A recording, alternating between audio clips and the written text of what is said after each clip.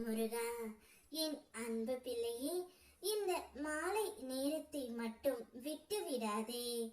இப்பதிவை நீ கேட்டு இருந்தால் நிச்சயம் உன்னை விட பாக்கியசாலிகள் யாரும் இருக்கவே மாட்டார்கள்.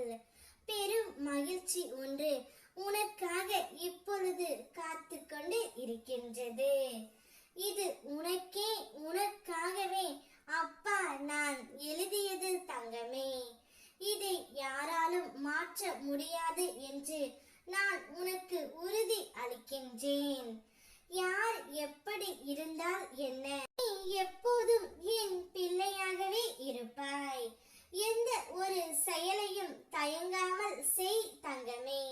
உள்ளே இருந்து உன்னை இயக்குவது நானே. நீ மற்றவர்களுக்காக என்னிடம் பிரார்த்தனை செய்ததையும் அதை நான் நிறைவேற்றி கொடுக்கும் பொழுது நீ எனக்கு நன்றி சொல்வதையும் மறந்து விட்டாயா? அப்படி இருக்கையில் என் பிள்ளையின் தேவையை நானே பூர்த்தி செய்வேன் என்று உனக்கு உறுதி செய்கின்றேன். ஏக்கங்கள் உன் மனதில் ஏராளம், ஏமாற்றங்கள் உன்னுடைய வாழ்க்கையில் தாராளம். சந்தோஷத்திற்கும் எனக்கும் சம்பந்தமே இல்லை அப்பா. ஆனால் சலிக்காமல் அனைத்தையும் எதிர்கொள்கின்றேன், அனைத்தையும் புன்னகையோடு. இதுவும் கடந்து போகும் என்ற நம்பிக்கை அல்ல அப்பா.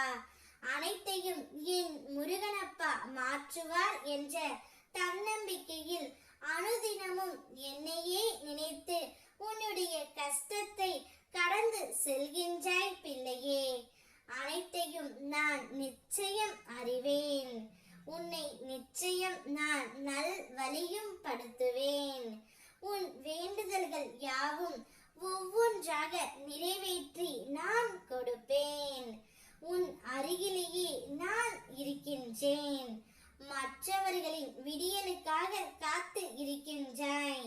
மற்றவர்களை பார்க்காமல் நேர்மறையான எண்ணத்தோடு உன் எண்ணத்தில் மட்டும் நீ உறுதியாக இருந்தால் என் உதவி தக்க சமயத்தில் உனக்கு கிடைக்கும் தங்கமே. எனக்கு தெரியும் என்னுடைய பிள்ளைக்கு நம்பிக்கை மற்றும் பொறுமையை கடைபிடிப்பதில் சிரமம் என்று. ஆனால் பதற்றம் கொள்ளாதே, நான் அதை உனக்கு கற்றுக் கொடுக்கின்றேன். என்னுடைய முழு மனதில் இடம் பிடித்த உனக்கு என் அன்பும் அருளும் ஆசையும் எப்பொழுதும் உனக்கு உண்டு. அதனால் நீ எப்பொழுதும் பயப்படாதே. உன்னில் வெற்றி என்ற தீபத்தை நான் ஏற்றுவேன். அப்போது உன்னுடைய வாழ்க்கை தீப ஒளி போல் பிரகாசமாகவே இருக்கும். பெரும் மகிழ்ச்சி ஒன்று உன்னை தேடி வர காத்து கொண்டு இருக்கின்றது. அதை பெற்றுக்கொள். ஓம் முருகா.